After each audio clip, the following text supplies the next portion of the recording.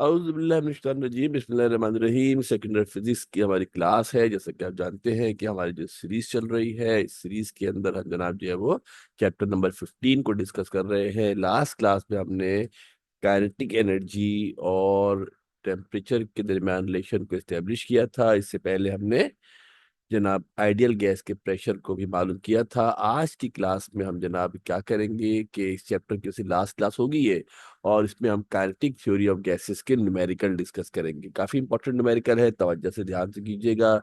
जैसा कि आप जानते हैं कि बोर्ड के पेपर में न्यूमेरिकल्स का बहुत इंपॉर्टेंट हिस्सा होता है, बहुत इंपॉर्टेंट पार्ट होता है। पेपर के अंदर आपके पास 14 क्वेश्चन आएंगे बेटा। शॉर्ट के अंदर आपने 9 सवाल करने हैं, प्रॉब्ली 7 से 8 न्यूमेरिकल होंगे। कोई भी न्यूमेरिकल आ सकता है, ख्याल रखिएगा। ना कोई आसान है ना कोई मुश्किल है। First of all lecture number ये 5 हमारे पास है। किसके हवाले से? काइनेटिक थ्योरी के हवाले से चैप्टर नंबर 5 हमारे पास है। पिछले लेक्चर्स को देख लीजिएगा तो आपको और ज्यादा बेहतर तौर पर ट्रेंड का आइडिया हो जाएगा क्या हम पढ़ रहे हैं। सबसे पहले अब देखते हैं कि फार्मूलाज कौन कौन से हमारे पास है। चैप्टर में 15 की हम बात कर रहे हैं, और हम किस हिस्से की बात कर रहे हैं मेरे बेटा? काइनेटिक थ्योरी की बात कर रहे हैं। आपको याद होगा इसमें 3 हिस्से हैं इस चैप्टर के अंदर। पहले हिस्से के अंदर टेम्परेचर के स्केल पढ़े थे, दूसरे में गैस लॉस पढ़े थे, और तीसरे हिस्से के अंदर हमने काइनेटिक थ्योरी पढ़ी है और 2 हमने डेरिवेशन की है। एक हमने फार्मूला पढ़ा था मेरे बेटा, pressure of an ideal gas, जो बराबर होती है किसके? P = 1/3 ρ V बार स्क्वायर के। पी प्रेशर है, रॉ हमारे पास कांस्टेंट होता है, जो वी स्क्वायर बार होता है उसको एवरेज स्क्वायर वेलोसिटी कहते हैं। रॉ स्टैंड फॉर डेंसिटी होता है। एक और फार्मूला किया था हमने कि काइनेटिक एनर्जी ऑफ गैस पर मॉलिक्यूल का फार्मूला होता है ½ mv² बार या 3/2 kT होता है। काइनेटिक एनर्जी को ½ mv² कहते हैं। किसके बराबर होता है? 3/2 kT के बराबर हमारे पास होता है। के से मुराद क्या है यहाँ पर? बोल्ट्जमैन कांस्टेंट है। ये पर मॉलिक्यूल है। क्या ये पर मॉलिक्यूल है? और अगर पर मोल आ जाए, जब पर मोल आ जाएगा तो वहां बजाय के इस्तेमाल करने के हम आर इस्तेमाल करते हैं, जिसको यूनिवर्सल गैस कांस्टेंट कहते हैं। एक मोल के लिए कांस्टेंट की वैल्यू को आर, और मेरे बेटा एक मॉलिक्यूल के लिए वैल्यू को के कहा जाता है। समझ ले बेटा गौर से, यहाँ पर जो √V² बार है इसका नाम होता है VRMS। जो √V² बार है VRMS कहते हैं। तवज्जो दे के समझ लो। V stand for the velocity. जो आर लिखा है ना बेटा यहाँ पर, इसका मतलब होता है रूट, निशान बना है रूट का। एम स्टैंड फॉर मीन, ये बार लगा है ना, इसको कहते हैं मीन या एवरेज। और जो एस लगा है इसका मतलब होता है स्क्वायर, मीन स्क्वायर वेलोसिटी को कहते हैं VRMS। और इसका अगर स्क्वायर कर ले तो रूट खत्म हो जाएगा। सिंपली V² बार किसके बराबर होगा? VRMS के स्क्वायर के बराबर हो जाएगा। आर की वैल्यू 8.314 10⁻³ होती है। के की वैल्यू क्या होती है मेरे बेटा? सुन लो गौर से, कितनी वैल्यू होती है के की? 1.38 10⁻³ या गलती से आगे आ गया है, 10⁻³ सवाल करेंगे तो आपको आइडिया हो जाएगा। नाउ द फर्स्ट न्यूमेरिकल, ये वर्ड एग्जाम्पल है। बहुत तवज्जो से कीजिएगा, वर्ड एग्जाम्पल काफी इंपॉर्टेंट होते हैं एग्जामिनेशन पॉइंट ऑफ व्यू के हवाले से। तवज्जो से गौर से सुनिएगा बेटा। The atom in a gas have mean translational kinetic energy equal to 2.50 10⁻⁻21 joule. क्या गिवन है हमें? काइनेटिक एनर्जी गिवन है। Calculate the temperature of the gas in kelvin and centigrade. Kelvin और सेंटीग्रेड में हमने इसका टेम्परेचर को फाइंड आउट करना है। डेटा देख लेते हैं। काइनेटिक एनर्जी गिवन है, कितनी गिवन है? 5.0 10⁻⁻23 बोल्ट्जमैन कांस्टेंट पर मॉलिक्यूल की बात हो रही है। और मेरे बेटे जो बोल्ट्जमैन कांस्टेंट है होता है, इसकी वैल्यू 1.38 10⁻⁻23 है। जूल पर मोल इनटू केल्विन हमारे पास वैल्यू है। रिक्वायर्ड क्या है? टेम्परेचर मालूम करना है, सेंटीग्रेड के अंदर भी केल्विन के अंदर भी। तो फार्मूला बड़ा सिंपल सा होता है मेरे बेटा कि पर मॉलिक्यूल जो काइनेटिक एनर्जी होती है, पर मॉलिक्यूल जो काइनेटिक एनर्जी होती है, क्या फार्मूला होता है? 3/3 kT/2। सिंपल देखिए, फार्मूला याद होना चाहिए। सारा खेल फार्मूले का है। बार बार फार्मूले लिखे, प्रैक्टिस करें, याद करेंगे तो फिर मामला आपके लिए आसान हो जाएगा। 3/2 kT हमारे पास हो जाएगा। मीन तो यहाँ से टी को रख कर दो मेरे बेटा, 2 ऊपर चला जाएगा। 2 times mean kinetic energy divide by T. Value जनाब सब गिवन है। काइनेटिक एनर्जी हमें गिवन था। बोल्ट्जमैन कांस्टेंट पता है, 2 और 3 कांस्टेंट था। सिंप्लीफाई कर लोगे शहजादे मेरे बेटा, 242 केल्विन आंसर आ जाएगा। कितना आंसर आएगा? कितना आंसर आएगा? 242 केल्विन हमारे पास जनाब आंसर आ जाएगा। हमसे ये कहा गया है क्या? कि टेम्परेचर सेंटीग्रेड में भी निकालना है। क्या करना है? टेम्परेचर सेंटीग्रेड में भी निकालना है। आप ये बात जानते हैं मेरे बेटा कि अगर टेम्परेचर आपको केल्विन में गिवन है, सेंटीग्रेड में कन्वर्ट करना हो तो क्या करते हैं? सिंपली 273 माइनस कर देंगे। क्या करेंगे, 273 माइनस कर देंगे तो हमारे पास टेम्परेचर सेंटीग्रेड में आ जाएगा। तो सिंपल तरीका है, ये हमने चैप्टर के शुरू में किया हुआ है कि टेम्परेचर की कन्वर्जन कैसे की जाती है। द नेक्स्ट वी हैव, ये एक्सरसाइज का सवाल है 15.8। एक्सरसाइज का सवाल है 15.8, हमारे पास एक्सरसाइज है, calculate the root mean square, बल्कि ये भी calculate the root mean square speed of a hydrogen molecule at 0 degree centigrade and 1 atmosphere pressure, assuming that hydrogen is an ideal gas और the density हमें given है।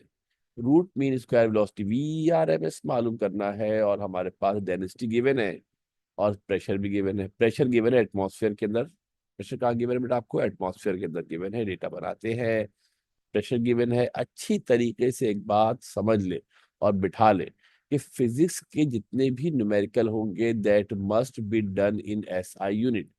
Physics के जितने भी numerical होंगे वो सारे के सारे SI यूनिट के अंदर सॉल्व होंगे मेरे बेटा। यहाँ जो प्रेशर आपको गिवन है, क्या गिवन है बेटा आपको, जो प्रेशर आपको गिवन था 1 एटमॉस्फेयर गिवन था। 1 एटमॉस्फेयर नहीं चलेगा। 1 एटमॉस्फेयर बराबर होता है 1.01 इंटू 10 की पावर 5 न्यूटन पर मीटर स्क्वायर के। याद होना चाहिए, STP कहते हैं इसको। क्या कहते हैं इसको, STP इसको जनाब कहा जाता है। और इसकी वैल्यू कितनी होती है, atmosphere 1 atmosphere is equal to 1.01 10 की पावर 5 न्यूटन पर मीटर स्क्वायर। याद होना चाहिए, STP stand for standard temperature pressure, ये आपको याद होना चाहिए। न्यूमेरिकल जब भी करोगे मेरे बेटा समझ लो कि प्रेशर का हमेशा पास इसमें होना, पास्कल में या न्यूटन पर मीटर स्क्वायर में होना जरूरी है। डेंसिटी हमें गिवन है सवाल के अंदर 8.99 10 की पावर -2 है। Double double is equal to आ गए, टेंशन लेने की नहीं है, एक ही इक्वल टू लगता है भाई, दो इक्वल टू नहीं होते। इक्वल टू एक ही होता है, दो इक्वल टू नहीं होते हैं। अगर आपको देखने में अच्छा नहीं लग रहा है तो एक मेरे बेटा मिटा देते, आप टेंशन ना लें। तो मेरे बेटा एक ही इक्वल टू है। ये हमारे पास जनाब सिचुएशन है। अब हमारे पास आगे क्या सूरत हाल है, तवज्जो दे के देख लेते हैं। हमने क्या मालूम करना है, हमने VRMS root mean square velocity मालूम करनी है, जिसको VRMS भी कहते हैं। तवज्जो देखिए, गौर से देखिएगा मेरे बेटा। फार्मूला होता है P = 1/3 ρV⁴ क्या होता है, रॉ वी बार स्क्वायर होता है। जो सिंपल V स्क्वायर बार होता है इसको VRMS का स्क्वायर भी लिख सकते हैं। जो सिंपली V स्क्वायर बार होता है, V स्क्वायर बार इसको लिखते हैं, VRMS का स्क्वायर लिखा जा सकता है। तो फार्मूला क्या बन गया, न्यूमेरिकल के हवाले से है ये। न्यूमेरिकल के हवाले से क्या हो जाएगा, P = 1/3 ρ। VRMS का स्क्वायर है, यहाँ से क्या करोगे मेरे बेटा, VRMS को अलग कर लेते हैं। क्या करते हैं, यहाँ से VRMS को अलग कर देते हैं। नजर आ रहा है भाई, छोटा सा स्क्वायर लगा है, टेंशन मत लो, बड़ा करके दिखाए थे ये लो। ये छोटा सा स्क्वायर को बड़ा कर दिया, ठीक है मेरे बेटा। क्या हो गया, VRMS का स्क्वायर हमारे पास हो गया है। ठीक है, जब स्क्वायर खत्म करना होगा तो रूट ले लेंगे। स्क्वायर खत्म करना होगा तो रूट ले लेंगे, स्क्वायर से रूट कैंसिल हो जाएगा। तो सिंपली VRMS किसके बराबर हो जाएगा बेटा, √3P/ρ के बराबर हो जाएगा। अब कुछ भी नहीं बचा बेटा, टोटल दो तो चीजें हैं, रॉ और पी है। रॉ और पी की वैल्यू पुट कर देते हैं इसके अंदर, रॉ और पी की वैल्यू पुट कर देते हैं। सिंप्लीफाई कर लेना कैलकुलेटर से मेरे बेटा, ये आंसर आ जाएगा। कैलकुलेटर प्रॉपर देखो सही से इस्तेमाल करना आपको आना चाहिए। कैलकुलेटर का बहुत ख्याल रखिएगा। आप समझते हो सामने हो गया, कॉपी में लिख लिया छाप लिया, एग्जाम में करने बैठते हो होता ही नहीं है। तो भाई प्रैक्टिस करें कैलकुलेटर की सही से, कैलकुलेटर की सही से प्रैक्टिस करें। अगर कोई प्रॉब्लम आ रहा है तो मुझे अपने कैलकुलेटर की फोटो भेज देना, मैं उस वैसे कैलकुलेटर पे कौन कौन से बटन कैसे दबाए जाते हैं समझा देंगे आप लोगों को, ठीक है। 15.9 है, calculate the root mean square velocity of hydrogen molecule at 500 kelvin. Mass of proton हमें गिवन है 1.67 10 की पावर -27 किलोग्राम। के की वैल्यू यानी कि मोल स्क्वायर कांस्टेंट की वैल्यू हमें गिवन है। अब जो हाइड्रोजन गैस होती है ना मेरे बेटा, वो H2 होती है। और हाइड्रोजन गैस में एक ही प्रोटॉन होता है। जो लोग बायोकेमिस्ट्री वाले हैं, केमिस्ट्री पढ़ के आए हैं, उनको पता होगा कि हाइड्रोजन गैस डायटोमिक गैस होती है, H2 की शक्ल में पाई जाती है। हर एटम में एक प्रोटॉन होता है। जब H2 होगा मेरे बेटा, दो एटम होंगे तो दो प्रोटॉन हो जाएगा। लिहाजा जो प्रोटॉन का मास था वो 1.67 10 की पावर -27 किलोग्राम था।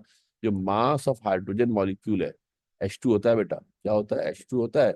क्या करेंगे, प्रोटॉन के मास को 2 से मल्टीप्लाई कर देंगे।